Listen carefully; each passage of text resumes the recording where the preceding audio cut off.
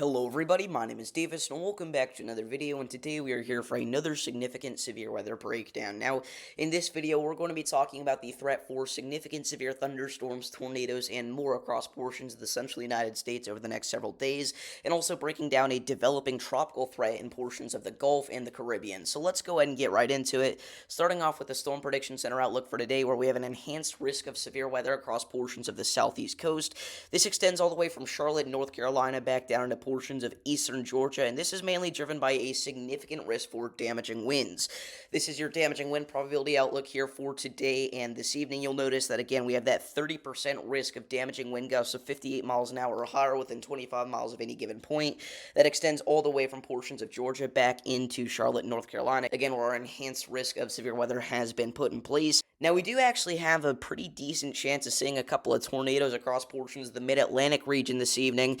We actually saw a significant tornado event last night into portions of Kentucky from this same system. A couple of tornadoes caused some pretty significant damage across central portions of the state, likely EF2+. But again, today we are going to be looking out for the threat of a couple more tornadoes extending from portions of New Jersey all the way back down into areas in Dixie Alley.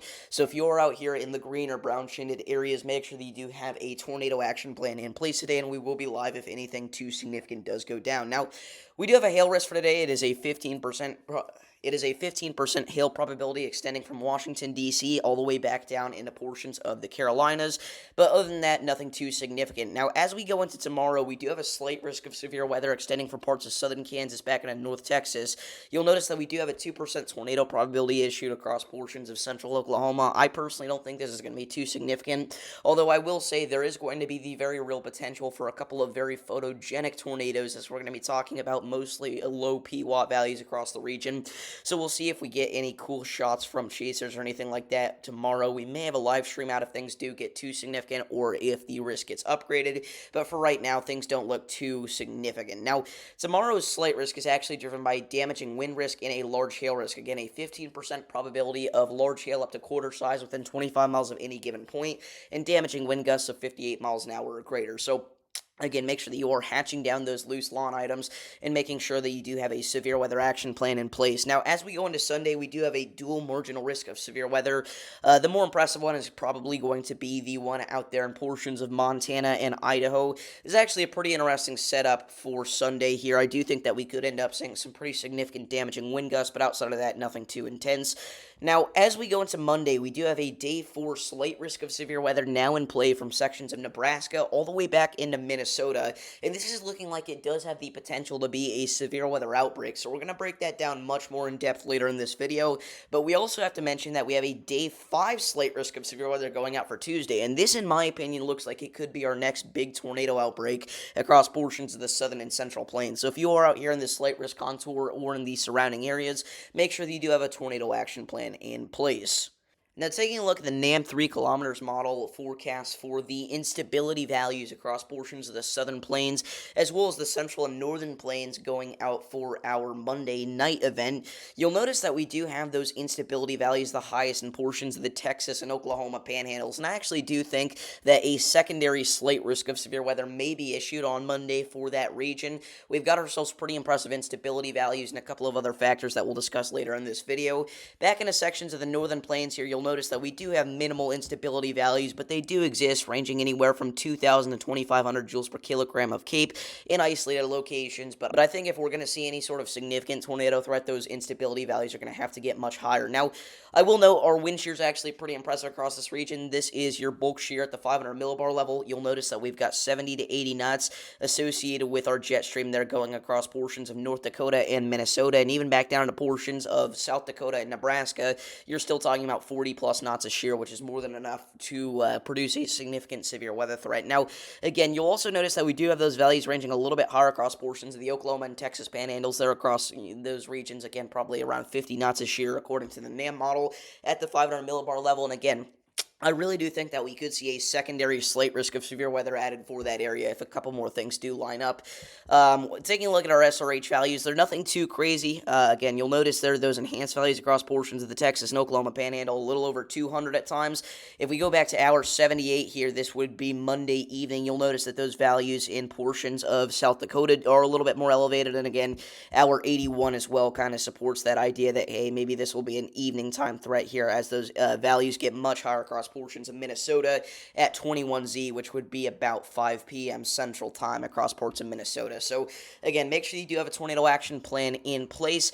Taking a look at our lapse rates for this event, again, you'll notice elevated down here in the portions of the Texas Panhandle up to 7.5 Celsius per kilometer. Going back down to hour 81 here, you'll notice that they do get quite high in portions of South Dakota, and this could potentially promote a significant hail threat. Hour 78 still has those enhanced lapse rates out there as well, getting close to 8 Celsius per kilometer at times at the 700 to 500 millibar range. So again, make sure that you do have a plan in place for large hail. Make sure that you're covering up your car windshields, bring them into the garage, whatever you got to do. Now, taking a look at individual soundings here, this is from the NAM model, and again, I'm more focused on our Texas-Oklahoma Panhandle risk for any sort of significant severe weather and tornado threat.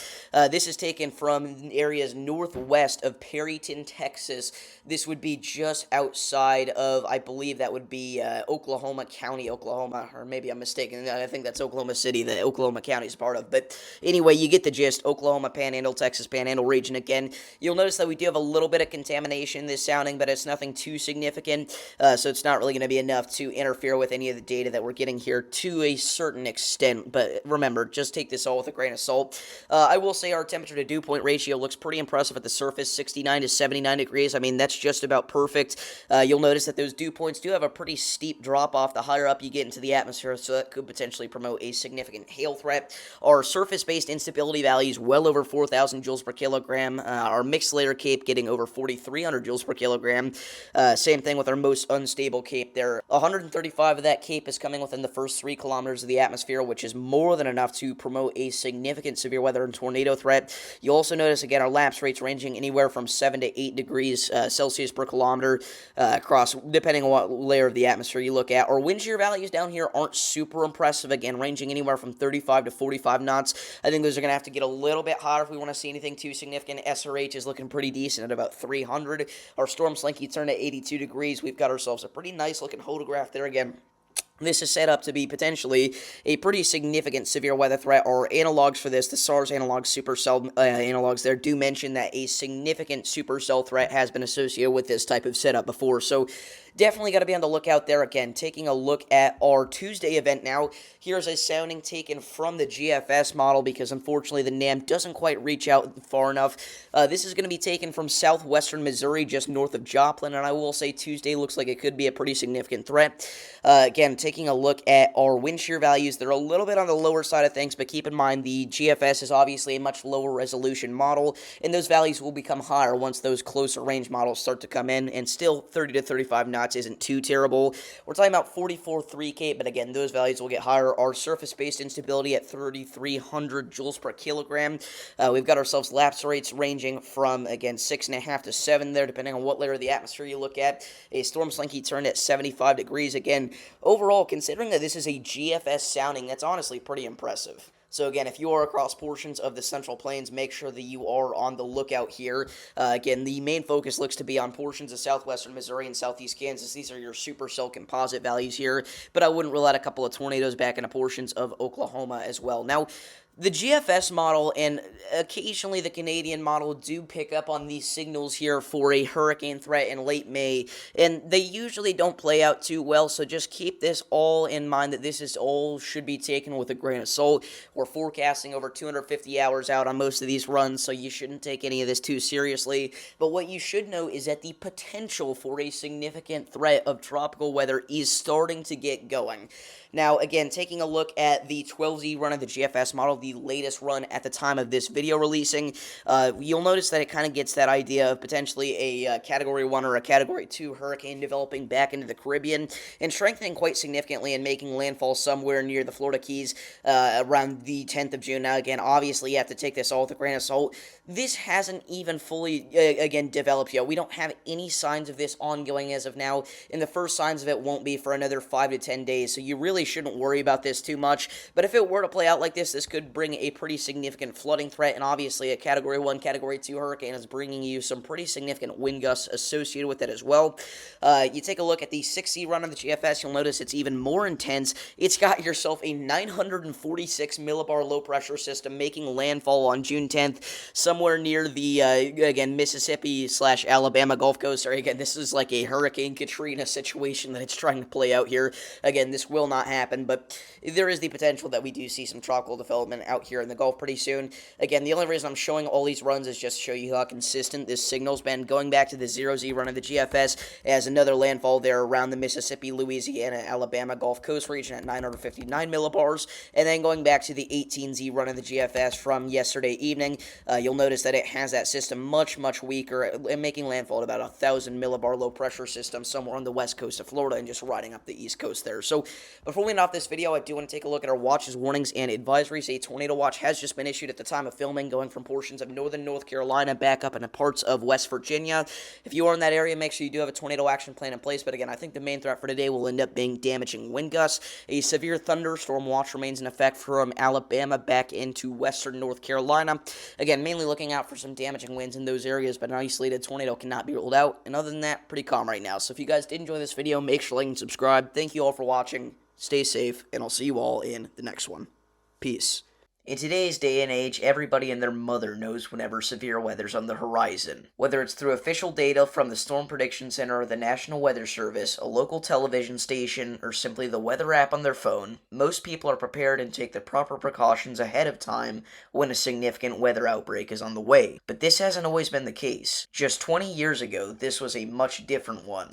A majority of the southern United States still didn't have a weather app on their phone. It seemed ridiculous because what are the actual chances of your home being impacted by a tornado? Pretty low, right? Well, usually yes. But on April 7th, 2006, this didn't necessarily remain true. In fact, the exact opposite was. What if I told you that on this day, certain portions of the country had a higher likelihood of their home being impacted by a tornado than to not be impacted by a tornado? That has to be impossible, right? Surely there's an error in the forecast, right? Well, the cold hard answer is no. You see, the Storm Prediction Center has 7 different categorical outlook probabilities they can issue when forecasting tornadoes. On a day where a brief, isolated tornado can't be ruled out in a localized area, they might issue a 2% tornado probability. If the threat becomes a little more widespread, then perhaps a 5% tornado probability will be issued. When the potential for a localized tornado outbreak is in play, a 10% or 15% tornado risk probability will likely be put in play. On the day of some of the most extreme and catastrophic tornado outbreaks, the SPC might issue a 30% hatch tornado risk, like during the March 15, 2025 Dixie Alley tornado outbreak that brought numerous intense, long-tracking tornadoes to portions of Mississippi and Alabama, or sometimes even a 45% hatch risk, which was the probability that was issued during the April 27, 2011 tornado outbreak, the largest severe weather event of all time. And those are all the probabilities that the Storm Prediction Center have ever issued while forecasting for a severe weather event. Except for on one occasion, that being April 7, 2006. On this day, a synoptic setup so extreme was in play that even meteorologist Christopher Broyles, one of the greatest forecasters of all time, felt the need to issue the highest categorical tornado probability possible, the 60% risk. The event had the ceiling to potentially be a once-in-a-millennium type event, but it didn't hit that mark when it came to the actual results. In fact, it didn't even come close. Like, seriously, not in any way, shape, or form. But what we did end up saying was still a significant tornado outbreak that left dozens dead, over 150 people injured, and thousands without homes. In this video, we're going to be discussing this event, why it flopped so hard, how it looked so impressive in the first place, and documenting the horrors of what happened in Dixie Alley on that night. This is the story of the April 7, 2006 tornado outbreak, the largest bust ever. Enjoy.